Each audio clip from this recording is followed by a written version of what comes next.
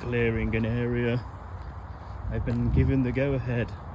The gaffer says yes, it's okay. I mean, I'm not entirely sure what size areas gave me, but I've moved some straps and I've got to here. Ignore the beach fucking whale, I've stuck on some concrete.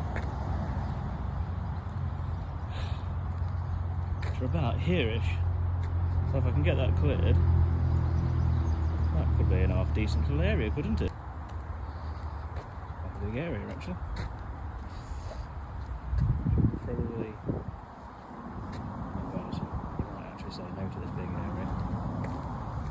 At least I've got a reckon 830 minute. So, well, currently 35 foot wide, 16 foot deep.